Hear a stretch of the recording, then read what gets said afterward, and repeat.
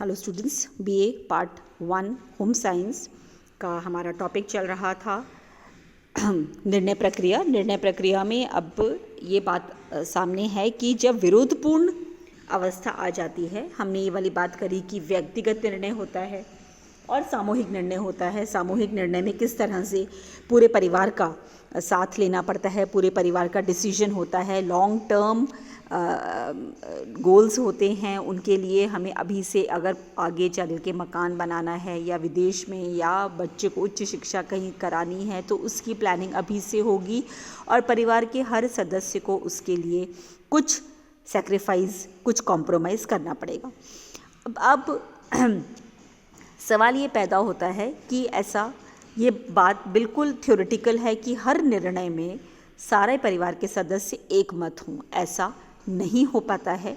आप जानते हैं, छोटे से परिवार में नहीं हो पाता, जॉइंट फैमिलीज़ में नहीं हो पाता। दो लोगों में दो दोस्त होते हैं, दो बहनें होती हैं, दो भाई होते हैं, तो भी मिलजुल कर एक डिसीजन जिसमें दोनों की पूर्ण सहमति हो, इस प्रकार के निर्णय नहीं हो पाते हैं और विरोधाभास का स्थिति उत्पन्न हो जाती है।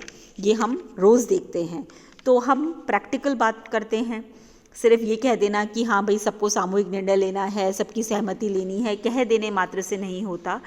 इस बात पे भी गंभीर चिंतन किया गया और इस बात पे भी शिक्षाविदों ने थ्योरी दी कि जब विरोधाभास की स्थिति उत्पन्न हो जाए, पूरा परिवार या एक इंस्टीट्यूट से रिलेटेड लोग, एक परिवार से रिलेटेड लोग एक साथ में एक निर्णय पर सब लोग एक मत नहीं हैं, तो जब विरोधपूर्ण अवस्था हो जाती है तो हमें क्या करना चाहिए।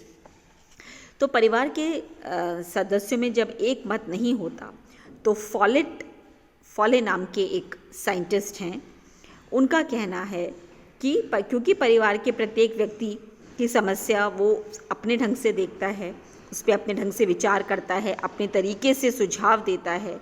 उनका अनुभव, ज्ञान, आयु, प्रबंध कौशल है ना, क्या प्रभावपूर्ण उनकी बात करने की शैली है, कितने वो बातचीत में चतुर हैं, वाक चतुर्य हैं, इन सब चीज़ों पर उनका वो उस झगड़े का कैसे निपटारा करेंगे ये डिपेंड करता है। तो फॉले ने विरोधाभास को दूर करने के लिए 5 चीज़ें बताई। क्या बताया? पहला ये बताया समझौता।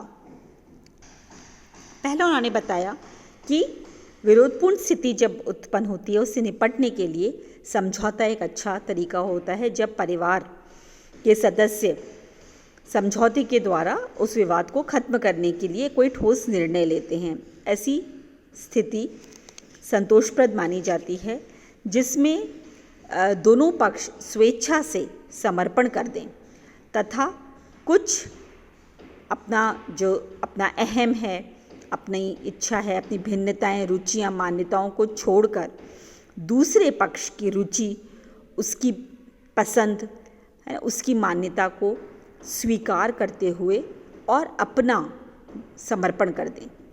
इसका अर्थ ये भी हुआ कि यदि मान लीजिए एक व्यक्ति समस्या सुलझाने के लिए 2 कदम आगे बढ़ाए तो दूसरा व्यक्ति भी 2 कदम आगे बढ़कर समस्या का निपटारा करे।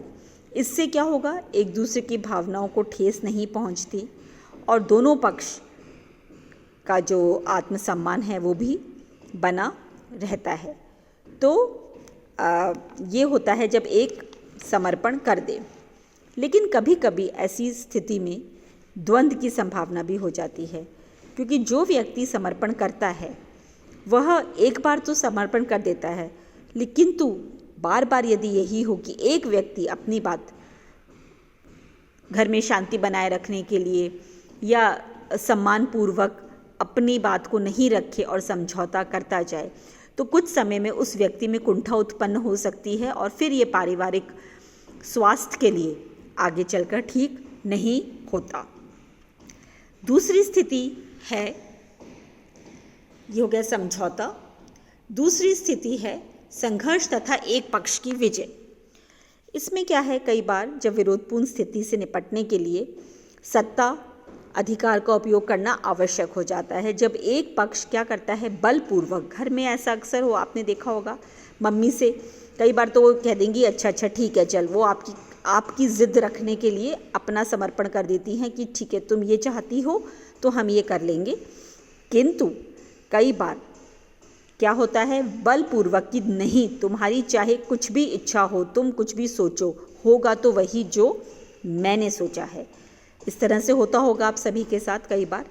तो एक पक्ष जब बलपूर्वक दूसरे पक्ष को अपना निर्णय मानने के लिए बाध्य कर देगा, इसमें एक पक्ष बलवान और शक्तिशाली होता है, उसके हाथ में सत्ता एवं अधिकार रहता है, जबकि जो दूसरा पक्ष होता है वो कमज़ोर रहता है।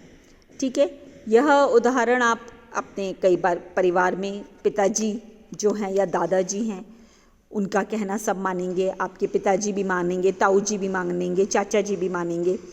कई बार विद्यालयों में शिक्षक और स्टूडेंट के बीच में आप इस तरह से देखेंगे, आप अपने घर में माता पिता के बीच में देखेंगे, दो भाई बहनों के बीच में इस तरह से देखेंगे।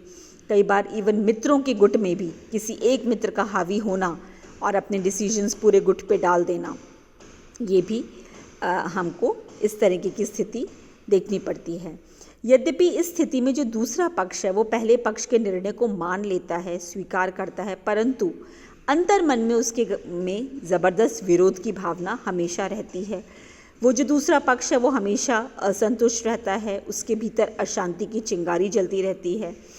इसका एक अच्छा उदाहरण दिया जा सकता है, जैसे अंग्रेज़ों के शासन के समय या ऑटोक्रेटिक रूल्स जो होते हैं, जब डिक्टेटरशिप चलती है तो होता है। लेकिन हमारा इतिहास गवाह है कि जब भी डिक्टेटरशिप हुई तो कभी ना कभी उस डिक्टेटर का बहुत ज़बरदस्त विरोध हुआ और तख्ता पलट भी हुआ। तो ये हुआ संघर्ष करके एक व्यक्ति का बात को मानना दूसरे व्यक्ति के द्वारा। उसके बाद तीसरी जो स्थिति है, एक पक्ष का स्वेच्छा से समर्पण कर लेना। ये हम नेक्स्ट क्लास में करते हैं इसको।